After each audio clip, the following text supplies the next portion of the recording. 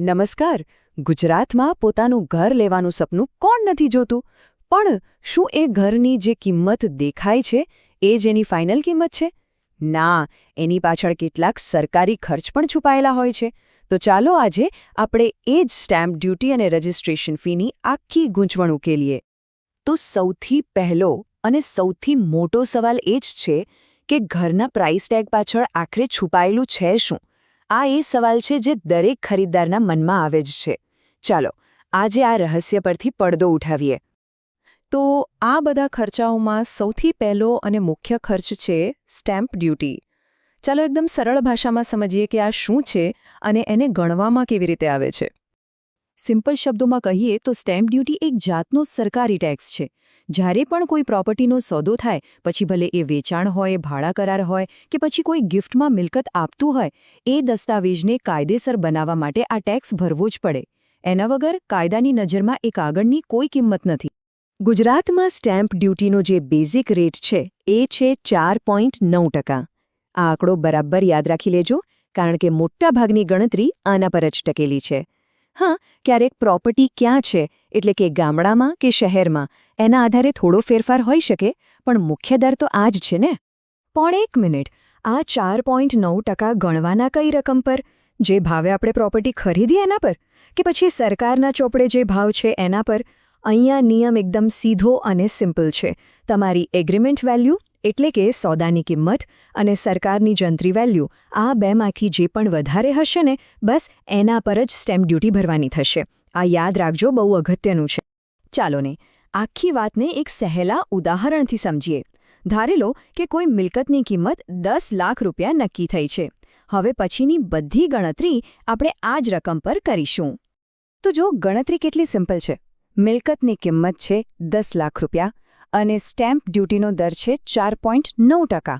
બસ આ બંનેનો ગુણાકાર કરવાનો છે અને જવાબ આવે છે 49,000 રૂપિયા. જી હા, 10 લાખની પ્રોપર્ટી પર આટલી રકમ તો ખાલી સ્ટેમ્પ ડ્યુટીની જ થઈ. સારું, તો સ્ટેમ્પ ડ્યુટીની વાત તો થઈ ગઈ. હવે વારો છે બીજા એક મહત્વના ખર્ચનો, અને એ છે રજિસ્ટ્રેશન ફી. ચાલો એને પણ સમજી લઈએ. તો આ રજિસ્ટ્રેશન ફી શું છે? જુઓ, તમે દસ્તાવેજ તો બનાવી લીધો, પણ એને સરકારી ચોપડે ચડાવવો પણ પડે ને. બસ આ દસ્તાવેજને સબ રજિસ્ટ્રાર ઓફિસમાં ઓફિશિયલી નોંધાવવા માટે જે ફી લેવામાં આવે છે એને કહેવાય રજિસ્ટ્રેશન ફી. આનાથી જ તમારી માલિકી પાક્કી થાય છે. ગુજરાતમાં રજિસ્ટ્રેશન ફીનો દર સામાન્ય રીતે 1% હોય છે. જોકે એક સારી વાત એ છે કે અમુક મોટા સોદાઓ માટે આની એક મહત્તમ મર્યાદા નક્કી કરેલી હોય છે, એટલે કે એનાથી વધારે ફી નથી લાગતી.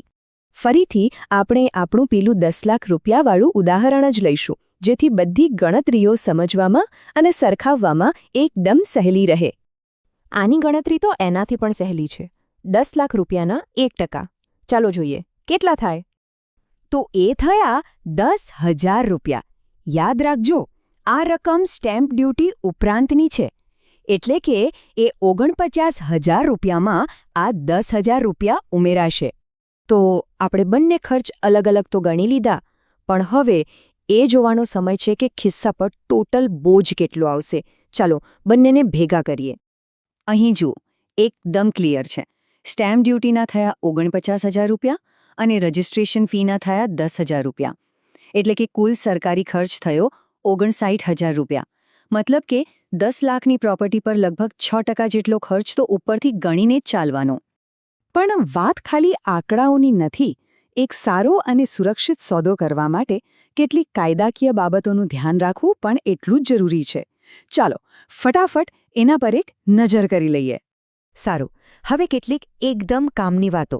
સૌથી પહેલું, જંત્રીની વેલ્યુથી ઓછી કિંમત બતાવવાનો વિચાર પણ ના કરતા. એ કાયદાની વિરુદ્ધ છે.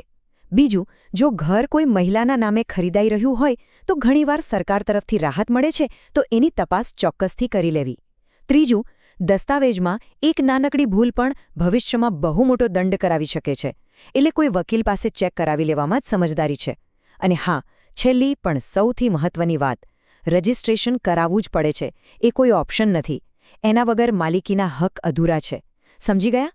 તો આ બધી માહિતી પછી હવે એક જ સવાલ પૂછવાનો રહે છે. શું બજેટ બનાવતી વખતે આ વધારાના ખર્ચ માટેની તૈયારી રાખી છે?